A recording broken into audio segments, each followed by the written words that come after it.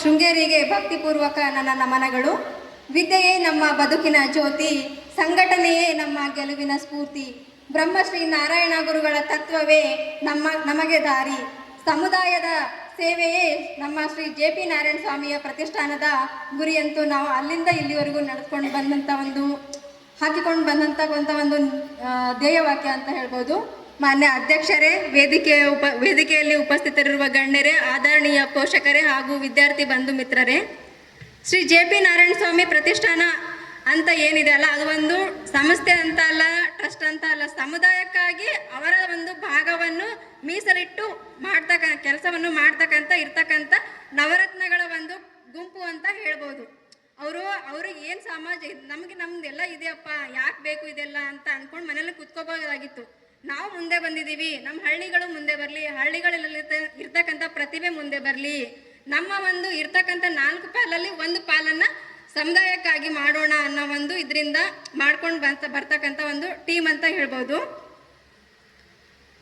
ಅದ್ರ ಜೊತೆಗೆ ಇವಾಗ 9 ಜನ ಟ್ರಸ್ಟಿ ಇರ್ತಾರೆ ಅಂತ ಅಂದಾಗ, ಜಿಲ್ಲೆಗಳೆಲ್ಲ ಕಾರ್ಯಕ್ರಮ ಹಾಕೊಳ್ತೀವಿ ಅಂತಂದಾಗ ಒಂದು ಕೈಯಿಂದ ಚಪ್ಪಾಳೆ ತಟ್ಟಕ್ಕಾಗಲ್ಲ.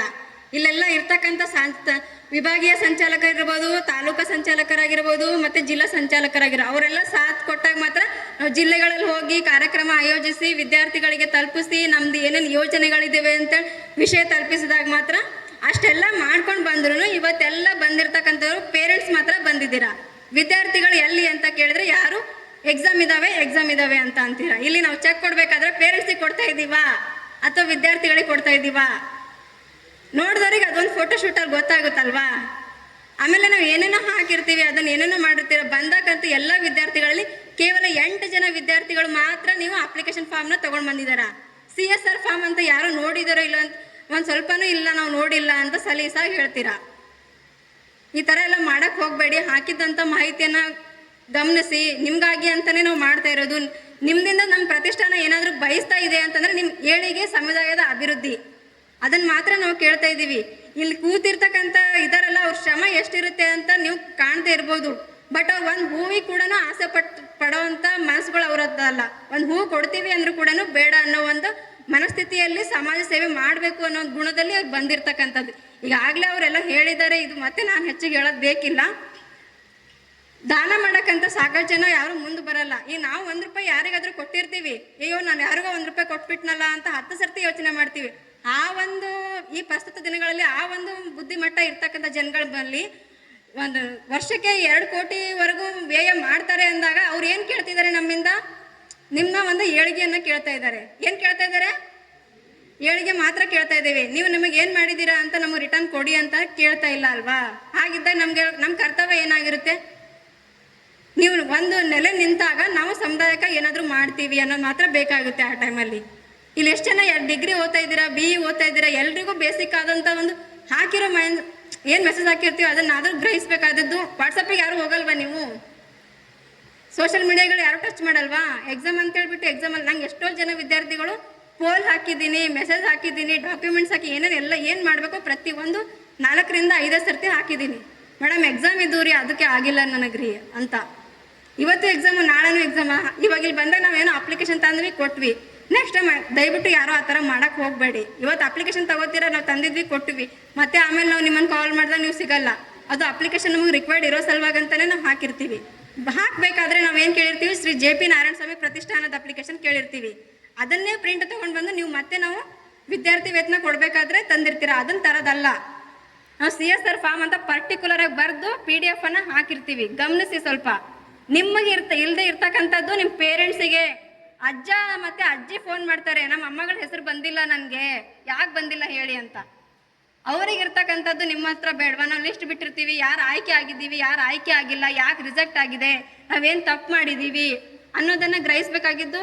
ಒಂದು ಅಪ್ಲಿಕೇಶನ್ ಹಾಕ್ತೀವಿ ಅಂದಾಗ, ಈ ಜಾಬಿಗೆ ಹೋಗ್ತೀವಿ ಅಂತಂದಾಗ ಅಲ್ಲಿ ಏನೇನು ಪರಿಸ್ಥಿತಿ ಇರುತ್ತೆ ಎಲ್ಲವೂ ಗಮನಿಸ್ತೀವಿ ತಾನೆ. ಜಾಬಿಗೆ ಹೋದಾಗ ದುಡ್ಡು ಬರುತ್ತೆ ಅಂತಾನೆ ಅಲ್ಲೆಲ್ಲ ಮಾಡ್ತೀವಿ ತಾನೆ. ಹಾಕಿರೋದನ್ನು ಅಂದರೆ ಅಜ್ಜಿ ಕಾಲ್ ಮಾಡ್ತಾರೆ ಅಂತಂದಾಗ ನಮ್ಮಲ್ಲಿ ಯಾವ ರೀತಿ ಬರಬೇಕಲ್ಲಿ ಹೇಳಿ? ಬರಬೇಕು ತಾನೆ. ಬೇಸಿಕ್ ಆದರೂ ಇಟ್ಕೊಂಡು ಸ್ವಲ್ಪ ಆ ಥರ ಮಾಡೋಕ್ಕೆ ಪ್ರಯತ್ನ ಪಡಿ. 2019ರಿಂದ ಸ್ಟಾರ್ಟ್ ಆಗಿರ್ತಕ್ಕಂಥ ಪ್ರತಿಷ್ಠಾನ ಶಿಕ್ಷಣ, ಆರೋಗ್ಯ, ಉದ್ಯೋಗ ಮತ್ತು ವಿವಿಧ ರೀತಿಯ ತರಬೇತಿ ಕ್ಷೇತ್ರಗಳಲ್ಲಿ ಅನೇಕ ಸಾಮಾಜಿಕ ಪರಿವರ್ತನೆಗಳನ್ನು ತಂದುಕೊಟ್ಟಿರುವ ಪ್ರತಿಷ್ಠಾನದ ಸೇವೆ ನಿಜಕ್ಕೂ ಶ್ಲಾಘನೀಯ. ಸಮುದಾಯಕ್ಕೆಂತಾನೆ ಯಾಕೆ ಮಾಡ್ಬೇಕಿತ್ತು ಅವರು? ನಮ್ಮ ಸಮುದಾಯ ಹಿಂದೆ ಉಳಿದಿದೆ, ಈಡಿಗ ಸಮುದಾಯ ಹಿಂದೆ ಉಳಿದಿದೆ. ಈ ಬೇರೆ ಬೇರೆ ಕಮ್ಯುನಿಟಿ ಕೊಟ್ಟಿದ್ರೆ ಇನ್ನೂ ಡೆವಲಪ್ ಆಗ್ತಿತ್ತಲ್ವಾ? 8 ವರ್ಷದಿಂದ ಮಾಡ್ತಾ ಇದ್ದಾರೆ ಅಂತಂದಾಗ ಸಮುದಾಯಕ್ಕೆ ಮಾತ್ರ ಒತ್ತು ಕೊಟ್ಟಿದ್ದಾರೆ. ಅದನ್ನು ನಾವು ತಿಳ್ಕೋಬೇಕು. ನಮ್ಮ ಸಮುದಾಯ ಯಾಕಿದೆ, ನಮ್ಮವ್ರಿಗೆ ಯಾಕೆ ಇವ್ರು ಸೀಮಿತ ಮಾಡ್ತಾ ಇದ್ದಾರೆ ಅಂತ ಅಲ್ವಾ? ನುಡಿಗಿಂತ ನಡೆ ಮುಖ್ಯ ಅಂತ ಅನ್ನೋ ಮಾತು ನಾಣ್ಣುಡಿ ಅಂತೆ. ಇಂದು ನಾವು ಪಡೆದಿರುವ ವಿದ್ಯಾರ್ಥಿ ವೇತನಕ್ಕೆ ಗೌರವ ತರುವ ನಿಟ್ಟಿನಲ್ಲಿ ನಾವೆಲ್ಲರೂ ಒಂದು ಸಂಕಲ್ಪ ಮಾಡಬೇಕು. ಸಂಕಲ್ಪ ಮಾಡೋಕ್ಕೆ ಎಲ್ಲರೂ ರೆಡಿ ಇದ್ದೀರಾ? ಅದನ್ನೆಲ್ಲ ಮುಂದೆ ಜೀವನದಲ್ಲಿ ಅಳವಡಿಸ್ಕೊಳ್ತೀರಾ? ಯಾರು ಹೂನು ಇಲ್ಲ ಹಾನು ಇಲ್ಲ ಅಲ್ವಾ? ಎಲ್ಲರೂ ಎದ್ದು ನಿಂತ್ಕೊಂಡ್ಬಿಟ್ಟು ಬಲಗೈನ ಮುಂಚೆ ಹಾಕ್ಬಿಟ್ಟು ನಾನು ಹೇಳೋದನ್ನ ಪ್ರತಿಜ್ಞಾ ವಿಧಿಯನ್ನು ನೀವು ಸ್ವೀಕರಿಸ್ಬೇಕಂತ ಕೇಳ್ತೀನಿ.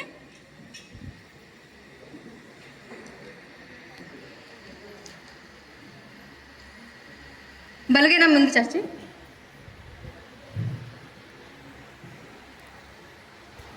ನಾನು ಈಡಿಗ ಜನಾಂಗಕ್ಕೆ ಸೇರಿದ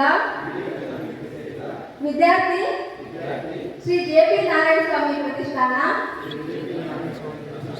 ನೀಡುತ್ತಿರುವ ವಿದ್ಯಾರ್ಥಿ ವೇತನವನ್ನು ನಾನು ನನ್ನ ವಿದ್ಯಾಭ್ಯಾಸಕ್ಕೆ ಮಾತ್ರ ಉಪಯೋಗಿಸಿ ಉತ್ತಮ ಭವಿಷ್ಯವನ್ನು ರೂಪಿಸಿಕೊಳ್ಳುತ್ತೇನೆ.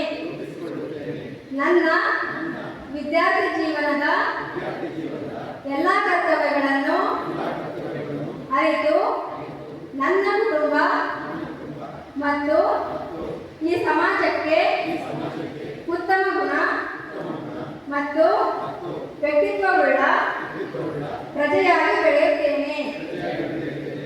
ನಮ್ಮ ಸಮುದಾಯದ ಎಲ್ಲ ಸೇವಾ ಕಾರ್ಯಗಳಲ್ಲಿ ಸಕ್ರಿಯವಾಗಿ ಪಾಲ್ಗೊಳ್ಳುತ್ತೇನೆ.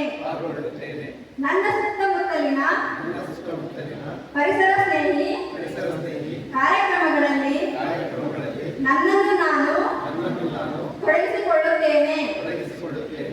ನಾನು ಈಡಿಗ ಮತ್ತು 26 ಪಂಗಡಗಳಿಗೆ ಸೇರಿದ ಎಲ್ಲ ಜನಾಂಗದ ಬಂಧುಗಳೊಂದಿಗೆ ಪಂಗಡ ಭೇದವಿಲ್ಲದೆ ಒಟ್ಟಾಗಿ ಇರುತ್ತೇನೆ. ನನ್ನ ಸಹ ವಿದ್ಯಾರ್ಥಿಗಳಿಗೆ ಅಥವಾ ಹಿರಿಯರಿಗೆ ಜ್ಞಾನವನ್ನು ಹಂಚಿಕೊಳ್ಳುವುದರ ಜೊತೆಗೆ ಕಲಿಕೆಯಲ್ಲಿ ಪ್ರೋತ್ಸಾಹಿಸುತ್ತೇನೆ.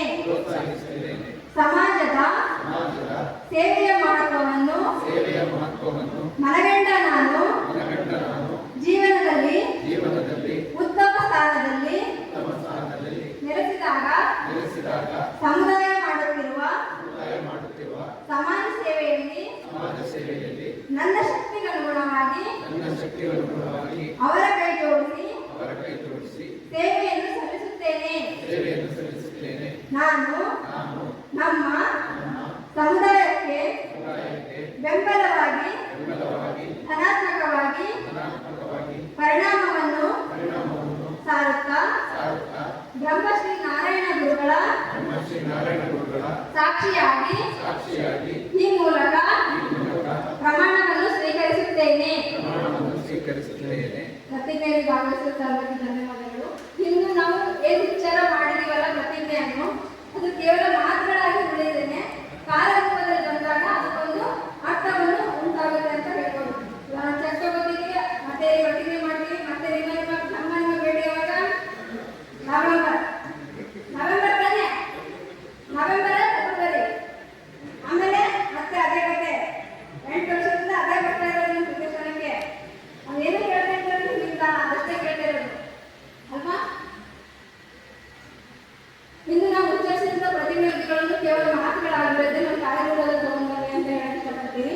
ಶ್ರೀ ಜೆ.ಪಿ. ನಾರಾಯಣ ಸ್ವಾಮಿ ಪ್ರತಿಷ್ಠಾನ ನೀಡುತ್ತಿರುವ ವಿದ್ಯಾರ್ಥಿ ವೇತನವು ನಿಮ್ಮ ಶಿಕ್ಷಣವನ್ನು ಜ್ಞಾನದಲ್ಲಿ ಒಂದು ಭರವಸೆಯ ಬೆಳಗಾಗಿ ನಿಮ್ಮ ಕನಸುಗಳನ್ನು ಸಾಕಾರಗೊಳಿಸುವ ಬಲವಾದ ನೆಲೆಯಾಗಿ ಪರಿಣಮಿಸಲಿ ಅಂತ ಹೇಳ್ತಾ, ಇಂದು ವಿದ್ಯಾರ್ಥಿಗಳಾಗಿ ತಾವು ಪಡೆದಿರುವ ಈ ಸಹಾಯಕ್ಕೆ ನಾಳೆ ಸಮಾಜಕ್ಕೆ ಕೊಡುಗೆಯಾಗಿ ಮರಳಿಸೋಣ ಎಂಬ ಸಂಕಲ್ಪವೇ ಈ ಪ್ರತಿಜ್ಞಾ ವಿಧಿಯ ಅರ್ಥ. ಏನು ಯಾಕೆ ಮಾಡಿದ್ದೀವಿ ಪ್ರತಿಜ್ಞೆ ವಿಧಿ? ಪೇರೆಂಟ್ ಯಾಕೆ ಸ್ಟೂಡೆಂಟ್ಸ್ ಮಾತ್ರ ಹೇಳಿ, ಯಾಕೆ ನಾವು ಸ್ವೀಕಾರ ಮಾಡಿದ್ದೀವಾಗ ಹೇಳಿ.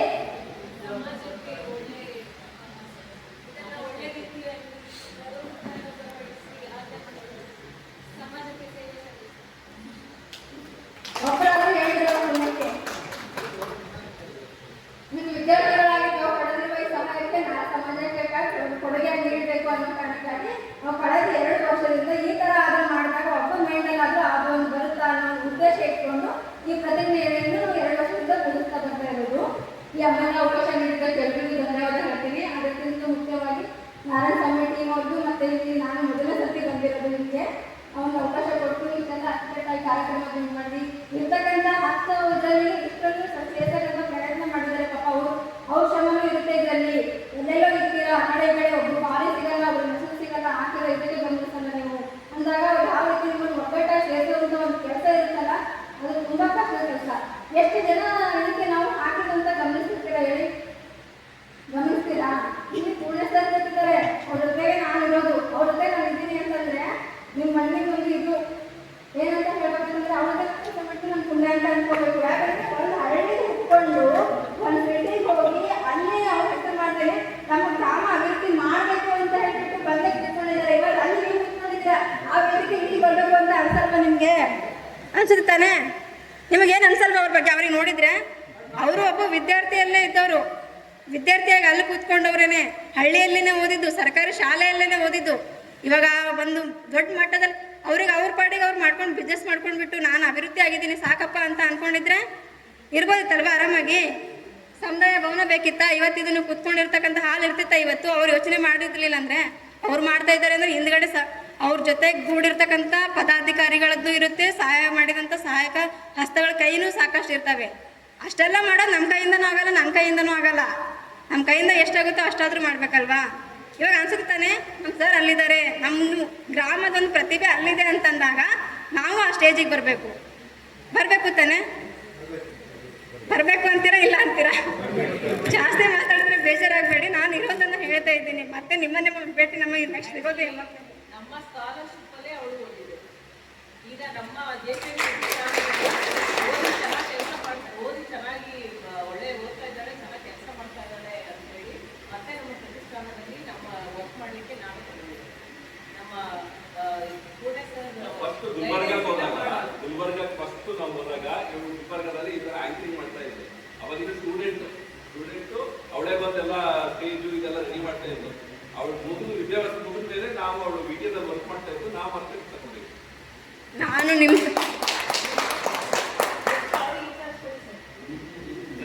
ಏನು ಓದ್ತಾ ಇದ್ದೇನೆ ಇಂಜಿನಿಯರಿಂಗ್ ಎಲ್ಲ ನೆಕ್ಸ್ಟ್ ನೀವೇ ಎಲ್ಲ ಅರೇಂಜ್ ಮಾಡಬೇಕು. ಆ್ಯಕ್ಟಿಂಗ್ ನಿಂದೆ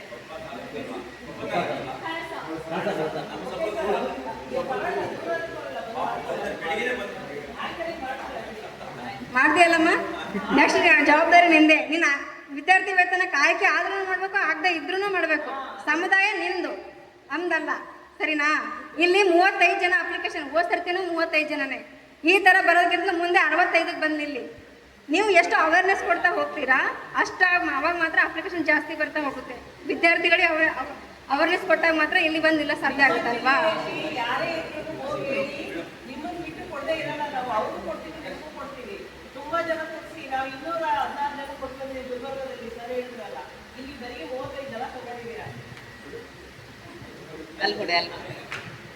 ಜಾಸ್ತಿ ಜನ